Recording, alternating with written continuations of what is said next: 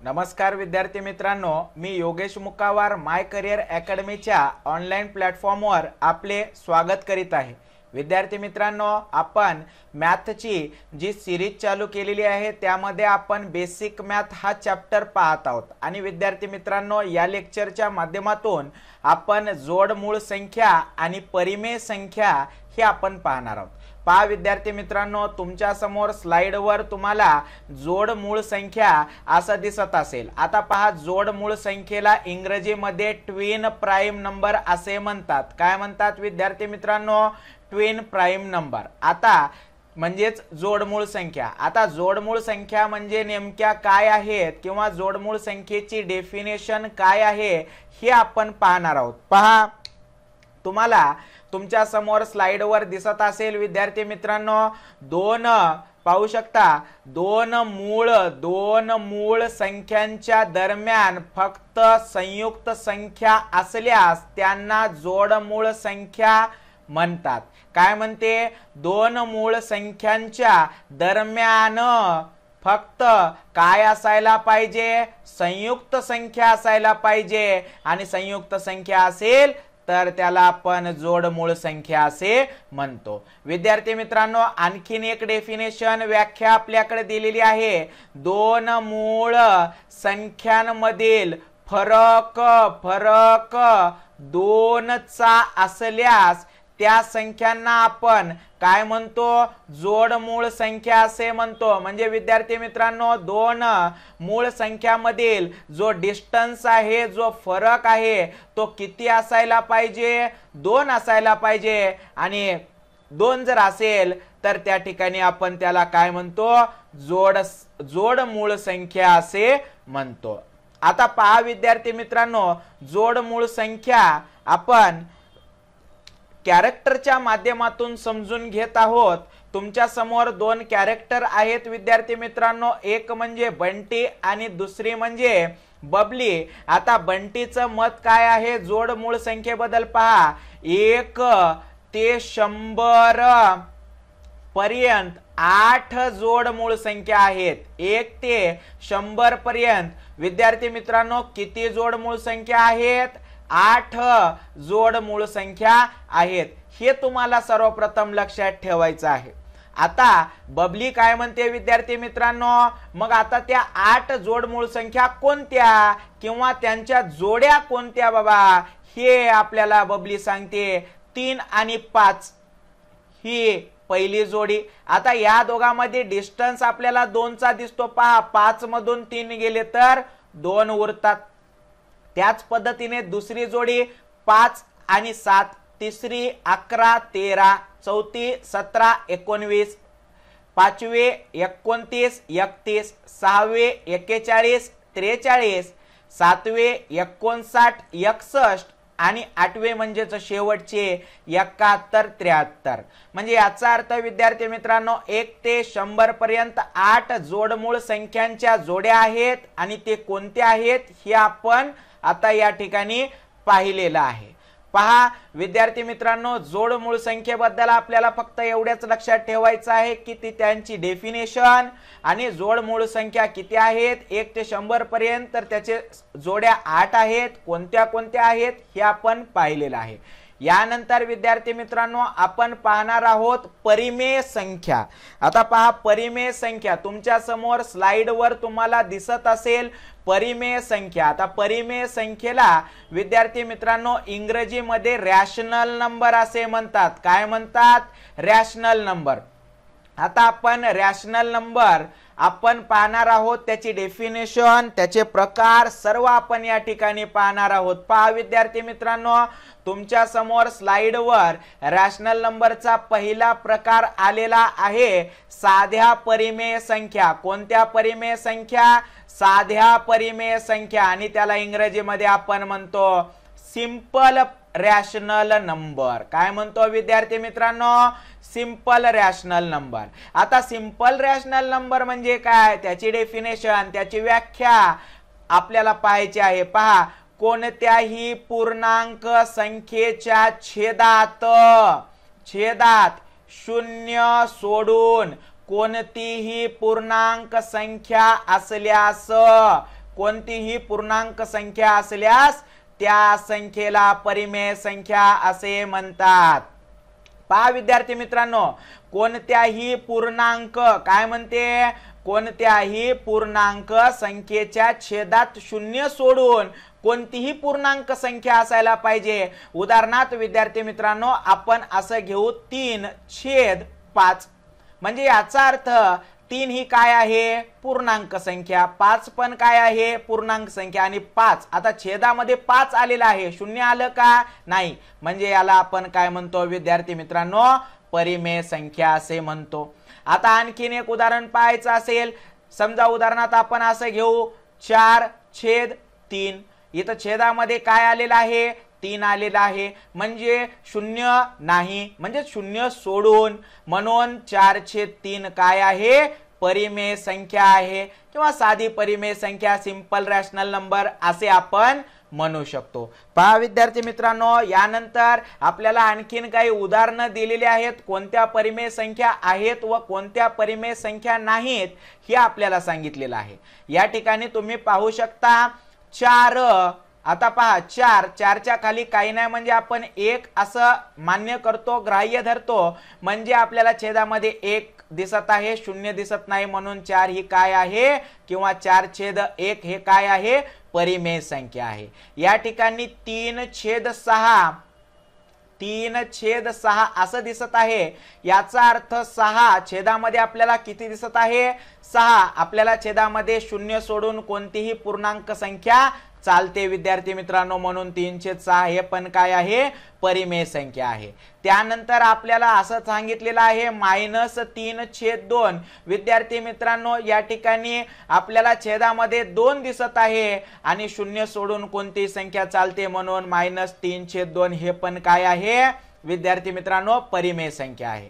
आता पहा 0/8, पहा या ठिकाणी तुम्ही कन्फ्यूज होणे, या ठिकाणी अंशामध्ये शून्य आलेला आहे, आणि आपल्याला डेफिनेशन मध्ये सांगितलं होतं की छेदामध्ये जर शून्य असेल तर ती परिमेय संख्या नाही, पण छेदामध्ये या ठिकाणी 8 आहे, म्हणून विद्यार्थी मित्रांनो ही परिमेय संख्या आहे। त्यानंतर आपल्याला आणखीन एक संख्या दिलेली आहे, ती म्हणजे 0, आणि याच्या खाली छेदामध्ये काही नाही, म्हणजे आपण काय मान्य करतो तर 1, म्हणून 0/1 ही पण काय आहे, परिमेय संख्या आहे। आता पहा बंटीचं झालं म्हणणं, आता बबलीच्या मते काय आहे पहा विद्यार्थी मित्रांनो, कोणत्या परिमेय संख्या नाहीत हे बबली सांगते। तुम्ही पाहू शकता या ठिकाणी 3/0, या ठिकाणी छेदामध्ये शून्य आलेला आहे, 0 आलेला आहे, म्हणून ही परिमेय संख्या नाही विद्यार्थी मित्रांनो। त्यानंतर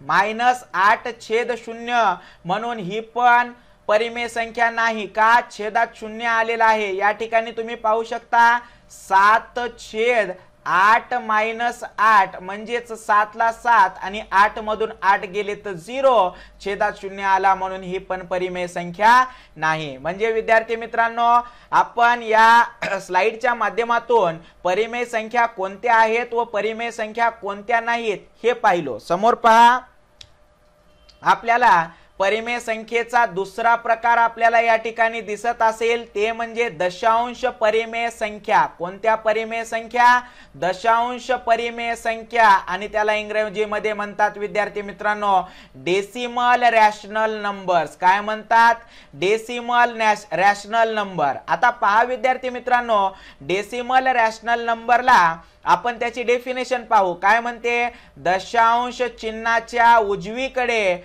जर एखादी संख्या किंवा संख्येचा पूर्ण गट पुन्हा पुन्हा येत असेल तर त्याला आपण किंवा तर त्या संख्यांना आपण काय म्हणतो, दशांश परिमेय संख्या असे म्हणतो। म्हणजे दशांश चिन्हाच्या म्हणजेच पॉइंटच्या आपण उजवीकडे एखादी संख्या परत परत येत असेल किंवा संख्येचा गट ग्रुप जर डबल येत असेल तर त्याला आपण दशांश परिमेय संख्या असे म्हणतो। आणि विद्यार्थी मित्रांनो तुम्ही उदाहरणामध्ये या ठिकाणी पाहू शकता 0 पॉइंट म्हणजेच 0.5 4 4 4 4 4 ही संख्या डबल डबल येत आहे, म्हणून याला आपण डेसिमल रॅशनल नंबर म्हणजेच दशांश परिमेय संख्या असे म्हणतो. या ठिकाणी दुसरं उदाहरण पण आपल्याला कडे दिलेलं आहे 5 6 7 आणि या ठिकाणी विद्यार्थी मित्रांनो दशांशचं चिन्ह राहिलेलं आहे, म्हणून आपण या ठिकाणी देऊ